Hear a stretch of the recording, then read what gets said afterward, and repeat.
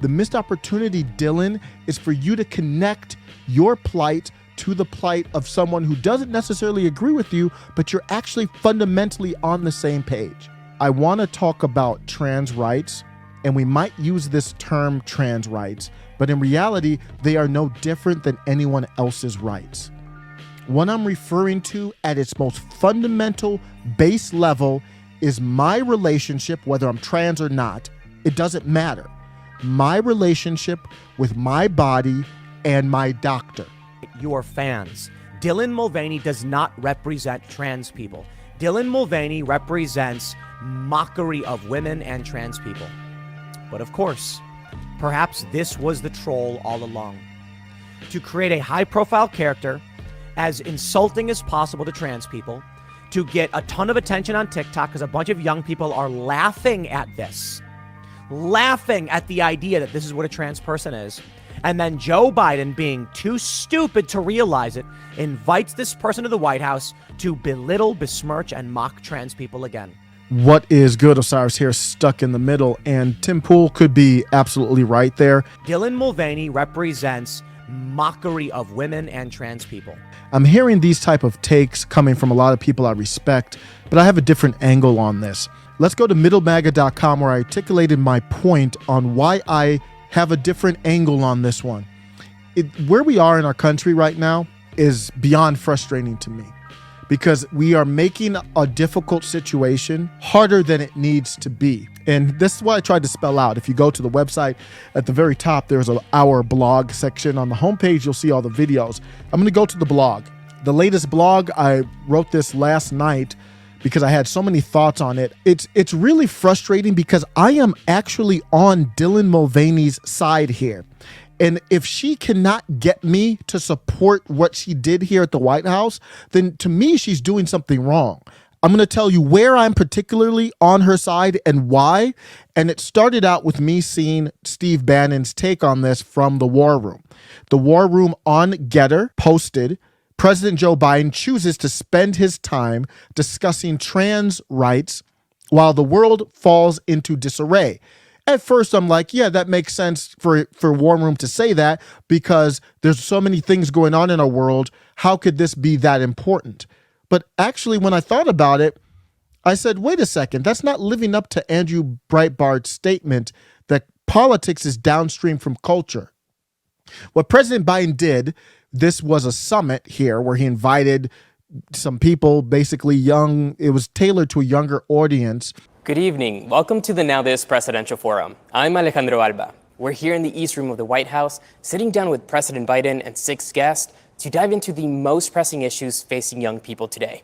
Gun violence, the economy, trans rights, abortion access, the criminal legal system, and the climate crisis. And it's a culture summit, really is what it was. And that's more powerful than anything.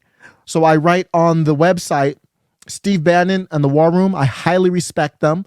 But Andrew Breitbart had that quote, politics is downstream from culture. This was a cultural summit. So I said this was more important than inflation or the war in Ukraine. And you might think I'm crazy for saying that. And when I first thought that out, I was like, is that accurate or not? Yes, I do stand by that. Imagine if you're in a neighborhood and you've got 2 neighbors who are kind of right by where you live and they're fighting. That's basically Russia, Ukraine. And you're worried because that could spill over and affect your supply chains or your relationship with other neighbors and all that other stuff. But in your own house, you and your wife and your in-laws, you all can't agree on what a woman is. Can you provide a definition for the word woman? Can I provide a definition? No, I can't. You can't? Not in this context. So I'm not a biologist. You're arguing about that. One of the most fundamental, basic pieces of biology. No one got here without a woman, and you can't define what a woman is. So if you can't do that, how are you going to solve complex geopolitical problems? It's more important. So this moment is more important. And what continues to get in the way is identitarianism. This moment was a highly important moment. Don't confuse who's in charge with the importance of the moment of having a summit to talk about these type of things, trans rights, for example. Democrats are playing the long game. If you don't know why they're doing it, it's because they're targeting younger voters. They're indoctrinating them in school, where if you don't believe with whatever Biden said in that summit, then you're basically ostracized. You're put aside from society.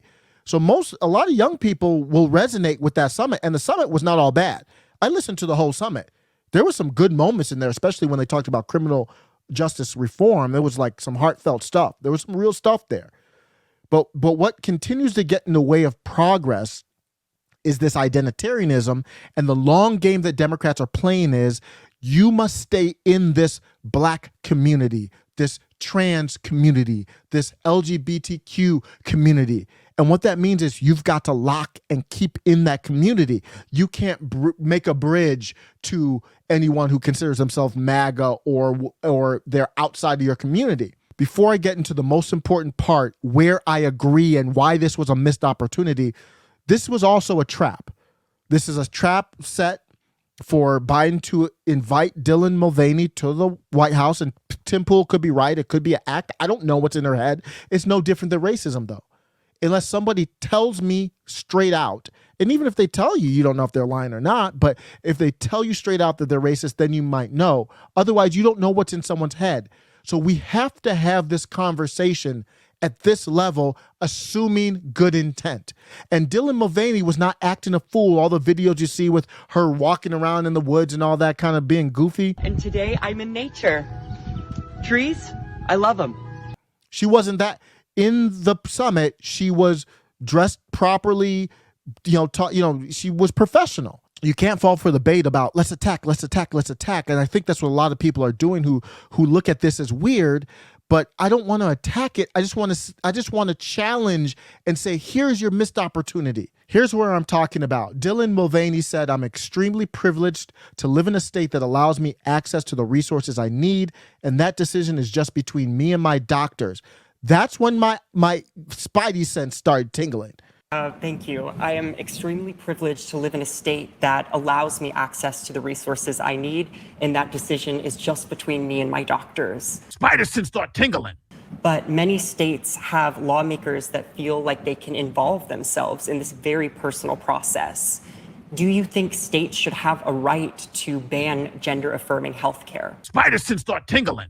And not in a bad way like I'm against her, in a way like, wait a second, where have we heard that before on this channel from a lot of people in this channel? It's just between me and my doctors. Where have we heard that before? It's the same thing they did with people who identify as Black. It's you come up to the stage and you talk about what it's like to be Black or to be in the Black community and to get Black rights. No, we're talking about human rights. There are no rights that trans people don't have that other people have. That's a misnomer. And look at what the missed opportunity is. The missed opportunity, Dylan, is for you to connect your plight to the plight of someone who doesn't necessarily agree with you, but you're actually fundamentally on the same page. Why couldn't Dylan have said, I want to talk about trans rights, and we might use this term trans rights, but in reality, they are no different than anyone else's rights. What I'm referring to at its most fundamental base level is my relationship, whether I'm trans or not, it doesn't matter. My relationship with my body and my doctor. It also goes towards the very contentious discussion of the Fauci juice. My argument the whole time with the Fauci juice is a person should be able to consult with their doctor and make their own decision on whether to inject it or not. It's the exact same thing that Dylan Mulvaney is arguing. I might view myself as trans. I want to talk to my doctor about my options, and I don't need you. It's none of your damn business. It's the same argument. So you see what they do. They wrap it in. It's not regular rights. It's not human rights. It's not constitutional rights. It's trans rights. Why do they do that? Because they want to be able to apply those rights to trans people and then apply it to abortion, but then not apply it to the Fauci juice. Just make it consistent. Just say, hey, y'all, I don't want to get into politics. I don't want to get into my lifestyle. I know a lot of people don't like my lifestyle. Whatever the case, who cares? I might not like your lifestyle. You might drink beer all day and watch football all day and watch sports all day. Who cares? Live your life. I'm here to talk about anybody's decision with you and your doctor. The government shouldn't be involved, even when it comes to minors. If it's a minor decision, like even when it comes to the decision of a child getting the Fauci juice, that's up to a parent and their doctor. They are in charge of their children. It's not up to the school. It's not up to the government. It's the same with this. Now, let's be clear. I'm fine with a compromise. The Matt Walsh compromise to me is more than reasonable. 18 or older and we're good. But that would be a compromise to me because I actually side with Dylan Mulvaney here. If you have issues, like I know in the UK, they say they don't do it anymore. If there's issues, these are not cheap things. So you should be able to have money to sue. If you're not happy with what happened when you went through this process, you should be able to go through the legal system. And trust me, if they get sued and then they lose doing these medical procedures, they won't be done very much often anymore. I'm going to reiterate, why doesn't somebody like Dylan Mulvaney tie this into abortion and the Fauci juice? Abortion is the same thing. A woman should be able to consult with their doctor and make a decision. It has nothing to do with me, it has nothing to do with you. You can have your opinion on it, but you shouldn't be able to have a say legally. Now, I will, if I had to choose, if I'm going to live in a place that people are pro-life or pro-choice, I'm going to choose pro-life. And me personally, I'm pro-life, but legislatively, it should be between a woman and her doctor, period. But you see what they do. It's abortion rights. It's women's rights. It's trans rights. They do that. So I want those rights in these things that I care about. But the people I answer to, because Dylan Mulvaney and Biden, they were just puppets. The people they answer to want to be able to say, no, you don't get those same rights when we need to do something fascist, like government teaming up with Big Pharma to force you to take a product. If you were consistent with all of that, do you know how much good could have been done there at that summit if there was an honest discussion and we were transparent about that and challenging Biden? Obviously, that would never happen, but that was the moment where it could have. I'm going to end with this. The presidential summit was not a waste of time. There was some great discussion. Like I said, the criminal reform was a powerful moment. Our recidivism rates indicate that the United States has been failing for decades, because people are coming home worse than they went in. The summit is a good idea, but I would rather have someone like Kathy Barnett, Carrie Lake, those type of people leading a summit like that. The problem isn't the summit. The problem is who we have chose to lead us during this moment and then ends up leading us a fake summit like that. Let me know what you think. Am I off base here? Is it fair to compare the relationship between someone who is trans and their doctor to a woman making decisions about her health and her fetus and a doctor, and then also that Fauci juice? Take care.